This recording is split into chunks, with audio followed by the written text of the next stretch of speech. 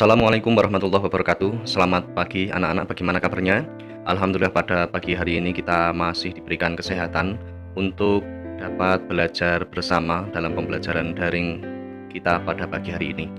Pada pertemuan kali ini adalah pertemuan yang kedua pada semester genap, dan kita akan membahas mengenai tema meneladani sifat-sifat mulia dari Rasulullah Subhanahu wa Ta'ala.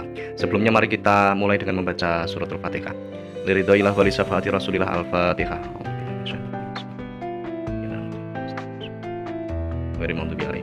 Amin. Baik anak-anak sekalian, silahkan disiapkan buku paketnya, buku catatannya juga ya. Ini cover ya, tentang bagaimana dulu Islam diajarkan, dikenalkan oleh para Rasulullah Subhanahu wa Ta'ala. Yang pertama yang akan kita bahas adalah mengenai pengertian iman kepada Rasul. Iman kepada Rasul adalah meyakini dengan sepenuh hati bahwa Allah Subhanahu wa Ta'ala telah mengutus para Rasulnya untuk menyampaikan wahyu kepada umatnya. Sebagaimana pada pengertian yang sebelumnya tentang iman ya. Iman itu adalah 3 dimensi, yaitu dimensi hati, dimensi lisan, dan dimensi perbuatan. Iman itu ya tasdik bil qalbi wa qaulun bil lisan ya. Jadi iman itu adalah membenarkan di dalam hati, lisannya mengucapkan, perbuatannya juga melaksanakan ya. Jadi harus dibuktikan. Jika percaya kepada Rasul, berarti kita sepenuh hati bahwa Rasul itu adalah utusan Allah yang kepadanya diberikan wahyu yang disampaikan kepada umat. Di antara tugas para Rasul adalah menyampaikan wahyu dari Allah untuk memberikan petunjuk bagi umat manusia ke jalan yang lurus sehingga dapat mencapai kebahagiaan di dunia dan akhirat. Makanya kita berdoa, Rabbana atina fid dunya hasanah wa fil akhirati hasanah wa qina adzabannar. Nah, kemudian percaya kepada Rasul itu bukan hanya Nabi Muhammad SAW saja ya. Masih ada 24 Rasul yang harus kita percayai kerasulannya. Jadi jumlah total ada 25, mulai dari Nabi Adam hingga Nabi Muhammad SAW. Kemudian dalil iman kepada Rasul yaitu Quran Surat Ali Imran ayat 164 ya. Quran Surat Ali Imran ayat 164 yang berbunyi A'udzubillahi minasyaitonirrajim. Bismillahirrahmanirrahim. Laqad manallahu 'alal mu'minina idza ba'atsa fihim rasulan min anfusihim yatlu 'alaihim ayatihi wa yuzakkihim wa yu'allimuhumul kitaba wal hikmah wa in kanu min qablu lafi dhalalin mubin. Artinya sungguh Allah telah memberi karunia kepada orang-orang yang beriman ketika Allah mengutus seorang Rasul Muhammad di tengah-tengah mereka dari kalangan mereka sendiri, yang membacakan kepada mereka ayat-ayatnya, menyucikan jiwa mereka, dan mengajarkan kepada mereka kitab Al-Quran dan hikmah, sunnah, meskipun sebelumnya mereka benar-benar dalam kesesatan yang nyata. Quran Surat Ali Imran ayat 164. Nah, di situ tertulis 154. Mohon maaf sebelumnya ada kesalahan tulis ya. Yang betul Ali Imran ayat 164. Kemudian nama-nama Rasul yang wajib kita imani, yang pertama adalah Nabi Adam, Idris, Nuh, Hud, Shaleh, Ibrahim, Lut, Ismail, Isa, Yakub, Yusuf, Ayub, Su'aib, Musa, Harun, Zulkifli, Daud, Sulaiman, Ilyas, Ilyasa, Yunus, Zakaria, Yahya, Isa, dan Nabi Muhammad SAW. Ini tolong dihafalkan ya, nama-nama Nabi sekaligus beserta sejarahnya masing-masing, beserta mukjizatnya masing-masing. Harus kita hafalkan. Karena mau bagaimana kita meneladaninya? Ya, jika kita sendiri tidak hafal, jika kita sendiri tidak mau mengetahui sejarahnya ya.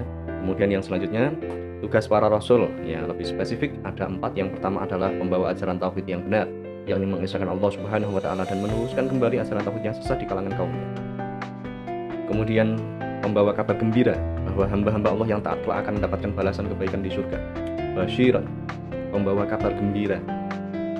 Wa nadhiran, nah ini yang C, pemberi peringatan bahwa manusia yang ingkar, berbuat kejahatan, maksiat, dan menganiaya akan mendapatkan balasan di neraka. Nah ini wa nadhiran, basyiran wa nadhiran. Kemudian yang keempat adalah membina kehidupan manusia akan menerapkan akhlak yang mulia.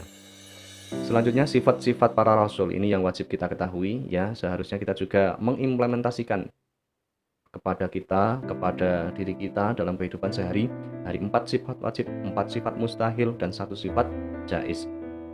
Yang pertama, Rasul wajib bersifat sidik. Sidik itu artinya berkata jujur, berkata apa adanya, berkata benar. Berarti kalau Nabi bersifat sidik, maka mustahil bersifat kadzib. Kadzib itu dusta. Kemudian sifat wajib yang kedua adalah para Nabi dan Rasul ini bersifat amanah, dapat dipercaya. Maka mustahil Nabi atau Rasul itu bersifat khianat atau ingkar janji. Kemudian Nabi dan Rasul bersifat tabligh, menyampaikan apa? Menyampaikan wahyu. Ya, maka Nabi dan Rasul mustahil bersifat kitman.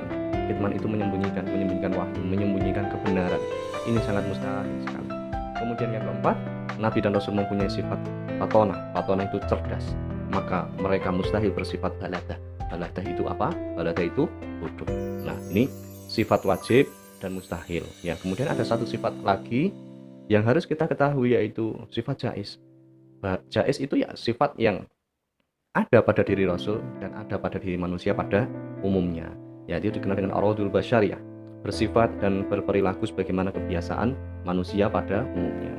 Nah, dari 25 Rasul tersebut ada 5 Rasul yang istimewa kesabarannya, ya, istimewa perilakunya di antara yang lain.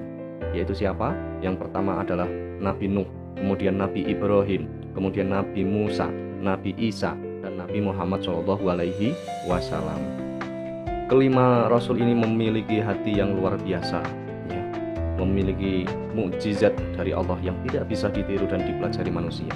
Oleh karena itu, kelima Rasul ini diabadikan oleh Allah, yaitu Rasul-Rasul ulul azmi. Ulul azmi itu artinya memiliki keteguhan hati yang luar biasa, dan tentunya dalam berdakwah, dalam menyebarkan ajaran agama, dalam menyebarkan agama Allah Subhanahu wa Ta'ala. Kemudian yang selanjutnya ini saya tampilkan silsilah para rasul, ya, supaya kita tahu bahwa semua umat manusia yang ada di bumi ini berasal dari satu, ya, berasal dari satu orang, yaitu Nabi Adam. Ya, silahkan bisa dipelajari bahwa yang perlu kita ketahui dari mulai Nabi Adam, Nabi Yesus dan seterusnya telah melahirkan Nabi Idris, kemudian Nabi Nuh, dan terus ada Nabi Hud. Kemudian dari sinilah lahir Nabi Ibrahim, Nabi Ismail, Nabi Ishak. Nah, ini sampai akhirnya sampai saat ini banyak sekali agama-agama yang ternyata mempunyai sejarah yang sama, ya, karena berasal dari satu keturunan. Nabi Ismail, keturunan Nabi Ismail setelah anaknya kemudian keturunannya tidak ada yang menjadi nabi, ya, sampai Nabi Muhammad SAW. Tapi keturunan yang lain yaitu Nabi Ishak. Nabi Ishak menurunkan Yakub, Yusuf, Ayub, Zulkifli, Musa. Ya, disinilah sampai Isa alaihi salam. Nah, sampai disinilah banyak sekali agama-agama yang ada di dunia. Ada Nasrani, Yahudi, ada Kristen, ya, Katolik, dan lain sebagainya. Berasal dari Nabi Ibrahim. Oleh karena itu, Nabi Ibrahim sebagai bapaknya para nabi. Silakan keturunan ini, silsilah ini dipelajari lebih lanjut. Selanjutnya, hikmah beriman kepada Rasul. Yang pertama adalah menerapkan sikap jujur, adil, sabar, teguh, dan semangat menegakkan ajaran-ajaran Allah Subhanahu wa Ta'ala. Selalu meningkatkan keimanannya, karena umat-umat terdahulu itu mengalami kehancuran, mendapatkan azab dari Allah Subhanahu wa Ta'ala akibat mereka ingkar, sombong, dan menyebutkan Allah Subhanahu wa Ta'ala. Jadi kehancuran, ya, itu akibat dari keingkaran, akibat dari perpecahan. Kemudian selalu meningkatkan ketakwaan kepada Allah supaya negeri kita selalu mendapatkan kemakmuran dan keberkahan. Kemudian yang terakhir, selalu mematuhi apapun yang diperintah Allah dan menjauhi apa yang menjadi larangannya. Selanjutnya ada tugas, ya, untuk yang pertemuan ini. Silahkan ditulis, ya, firman Allah Quran Al-Maidah ayat 8. Selanjutnya pesan-pesan mulia apa saja yang terkandung di dalamnya.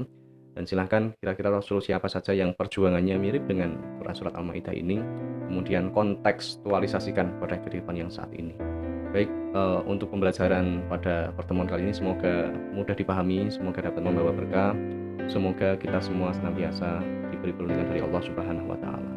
Terima kasih, kurang dan lebihnya mohon maaf. Wassalamualaikum warahmatullahi wabarakatuh.